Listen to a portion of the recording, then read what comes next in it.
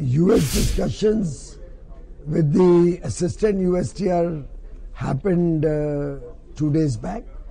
They were productive and are working on the right track.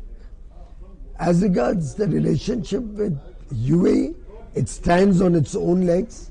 It is underpinned by trust, possibilities and opportunities. And for India, no two relationships are commingled or depend on each other. The US relationship is a very strong, comprehensive, strategic partnership between two friendly countries. The UAE relationship is equally a very important and strategic partnership, and both stand on their own legs. Having said that, there are areas in which there is huge possibility to expand trade in UAE, where we are working.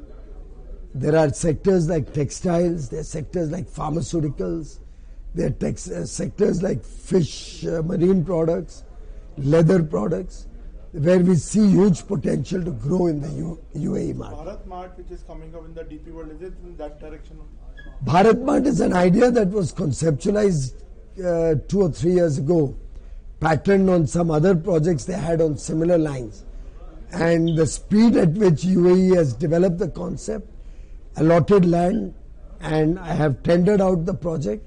They are building 20 to 25 lakh square feet of showroom and warehouse space where Indian goods will be showcased and provide a natural outlet for buyers from all of the Gulf region, UAE, other Gulf countries, African countries, East European countries who often come to UAE, and this has become a sourcing hub. So Indian exporters will get a good potential market in new areas from UAE. अब हमने आज एक नया लक्ष्य रखा है कि non oil, non precious metals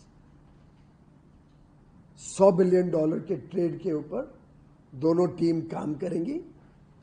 मेरे साथ एक बहुत बड़ा business delegation CII, FICCI, ASSOCHAM तीनों संस्थाओं का, उनके CII और FICCI के तो प्रेसिडेंट्स भी आए हैं, लगभग 70 से ज़्यादा. और इतना बड़ा डेलीगेशन मुझे नहीं लगता UAE कभी भारत से आया है. ये दर्शाता है कितना इंटरेस्ट है UAE के साथ व्यापार और निवेश बढ़ाने का. हमारे दोनों देश के बीच में कोई स्पर्धा नहीं है, हम एक दूसरे को सपोर्ट करते हैं. कुछ क्षेत्र हमने चुने हैं इस बार जिसमें हम विशेष ध्यान देंगे व्यापार बढ़ाने का. एक है टेक्सटाइल का क्षेत्र, टेक्सटाइल, होम डेकोर, जो पूरी चेन है. एक है मत्स्य का क्षेत्र, फिशरीज. एक leather and leather goods, food processing और फार्मास्यूटिकल्स.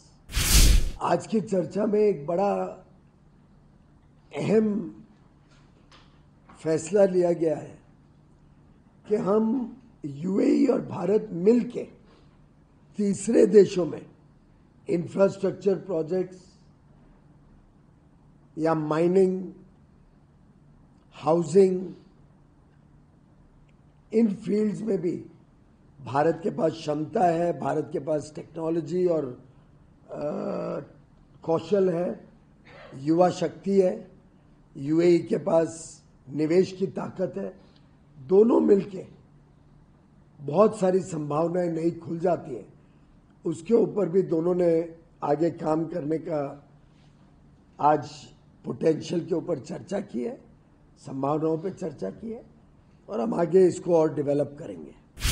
नए क्षेत्र इन्वेस्टमेंट के, जैसे आज की चर्चा में डिफेंस और एरोस्पेस, दो नए क्षेत्रों के ऊपर, साथ ही साथ स्पेस टेक्नोलॉजीज में उन्होंने बहुत रुचि दिखाई आज. और हमारे साथ इन स्पेस के अध्यक्ष पवन गोयनका जी थे, तो उनको रिक्वेस्ट किया है कि वो एक पोजीशन पेपर और पोटेंशियल के बारे में जानकारियां दें. UAE को इंटरेस्ट है उसमें. इसी प्रकार से अगर कोई निवेश में, कोई दो तरफा निवेश में किसी को तकलीफ आती है, कोई भी और प्रकार की समस्या व्यापार के संबंध में दोनों देश के बीच होती है, तो ये हाई लेवल टास्क फोर्स में उसको रिजॉल्व किया जाता है। माननीय प्रधानमंत्री नरेंद्र मोदी जी को यूएई का सबसे उच्च स्तरीय सम्मान भी दिया गया, highest civilian award, the order of Zayed, अगस्त 2019 में। कल प्रधानमंत्री जी के जन्मदिन पे यहाँ पे बड़ा जश्न भी मना और